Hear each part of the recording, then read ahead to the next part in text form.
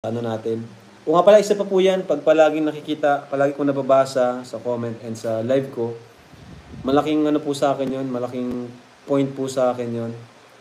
Kasi, ibig sabihin, solid siya, nanonood siya sa live natin.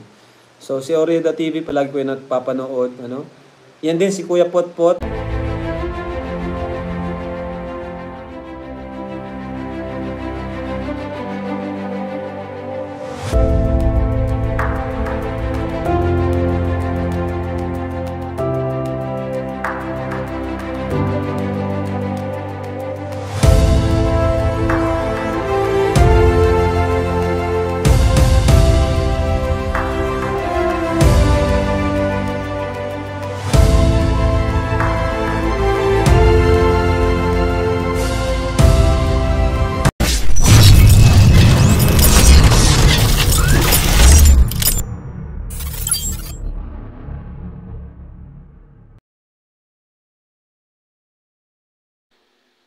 Hello guys! Welcome to my YouTube channel. This is Kuya Potpot Vlog at meron tayong isang reaction video po mula po sa latest live po ni Kalinga Prab kung saan napag-usapan na naman ang pagkabisto po ni Kalinga Edu guys. At syempre, bago tayo magsimula ay mag-shoutout po muna tayo. Mega love shoutout po sa ama ng Kalingap na si Kuya Bal Santos Matubang, Ate Edna Vlogs, Kalinga Prab, 10 ng kanyang mga kasamahan. At syempre, mega love shoutout din po sa lahat po ng bumubuo sa buong Team Kalingap at sumusuporta sa buong Team Kalingap. Isang mapagpalang umaga po, tanghali o gabi mga Kalingap, saan man kayong sulok ng mundo naroroon. Naway lagi po kayong gabayan ng ating poong may kapal.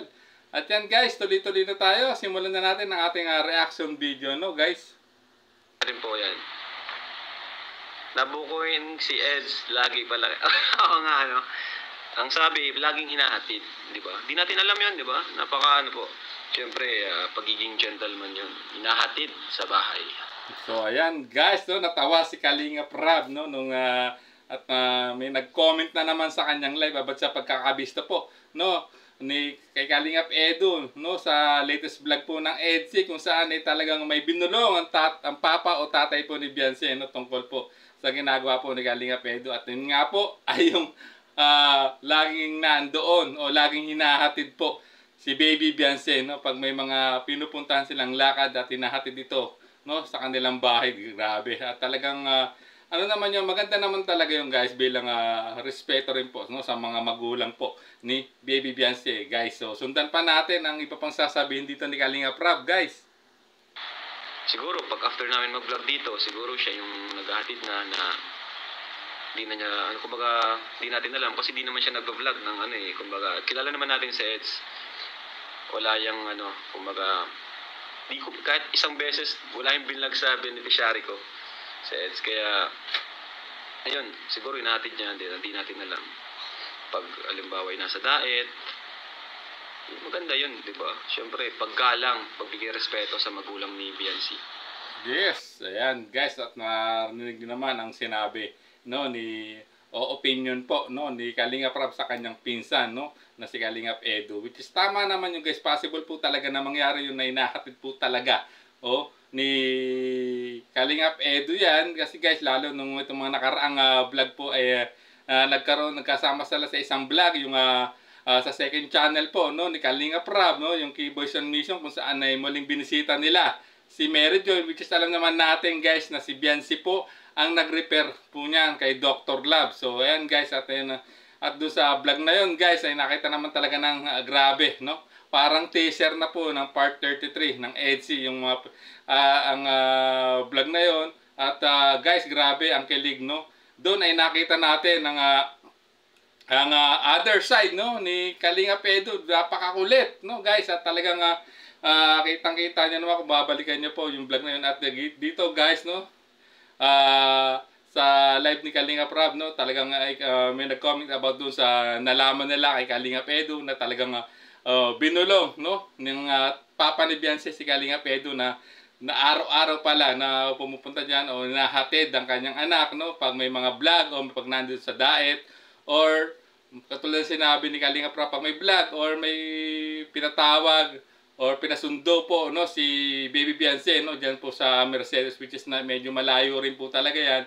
Kaya At yung ginagawa naman po yun ni Kalingap Edu bilang pagrespeto po, no, sa mga magulang, no, ni Beyonce, kasi siyempre guys, no, ano, tanda yun ng ano, no, na hindi mo sinisira yung pagtitiwala o yung tiwalang ibinigay sa iyo ng magulang, no, ni Beyonce, which is normal din naman yun sa mga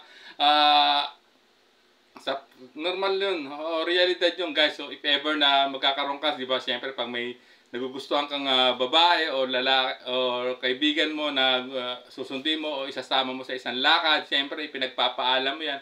At siyempre talaga ihahatid mo rin yung pauwi sa kanila kasi bilang ano yan, tanda yan ng hindi mo pagsira, no, doon sa tiwalang ibinigay ng mga magulang ng taong ano, mahalaga sa iyo, which is ito yung ginagawa po ni Kalingap Edu guys. At dito lalong napahanga, no, dito si Kalingap Rab, na alam naman na sinabi niya, no, na hindi naman talaga binablog, no, ni Kalingap Edu si Beyonce dahil napakataas ng respeto ng isang Kalingap Edu, no, kay Kalingap Rab, lalong-lalo na sa ama ng Kalingap, no. Ang nangyayari po kasi diyan guys, tulad ng sinabi ko kanina, no, pag may mga misyon na kasama si Baby Beyonce, talagang posibleng nangyayari po talaga yung totoo yung sinabi, no, ng tatay ni Beyonce na laging naandyan lagi, no, si Kalingap Edu pag pag ihahatid po, no, si Baby Beyonce, no, pauwi sa kanila, no, kasi siyempre medyo malayo yan at siyempre gusto rin naman din ni Habi na secure, no, pag uwi ang kanyang YP guys. At talagang nakakagulat itong naging bulong po ng tatay ni Beyonce, no, at talagang grabe, legit na bulong to, no, na talagang dito ay nabisto na, no, o bistadong na si Kalingap Edu guys. So ayan, hanggang dito na lang po ang ating maikling reaction video guys, no. Kung gusto niyo pong mapanood ang full video ng nakaraang live po ni Kalingap Rab, ay muli niyo pong bisitahin ang kanyang official YouTube channel at syempre pa-like and share. Don't skip ads para malalo tayo makatulong, no, sa mga adhikain at programa po ng Kalingap, no, sa pangunguna po ng ama ng Kalingap na si Kuya Bal Santos Matubang. At siyempre guys, no, at bago tayo tuloy magtapos ay mag-shoutout po muna tayo, no.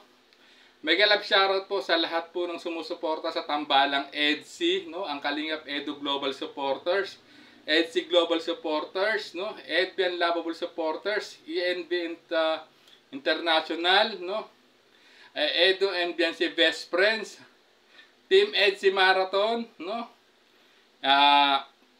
EDC Team Panatag Official, Kalingap Edu United Fans, EDC United Fans, Kalingap Edu Supporters, no, siyempre at sa lahat ng individual na sumusuporta sa tambalang EDC, mega love shoutout po sa inyong lahat, no. At hanggang dito na lang po ang ating reaction video. Maraming salamat po. Muli, hanggang sa muli po nating reaction.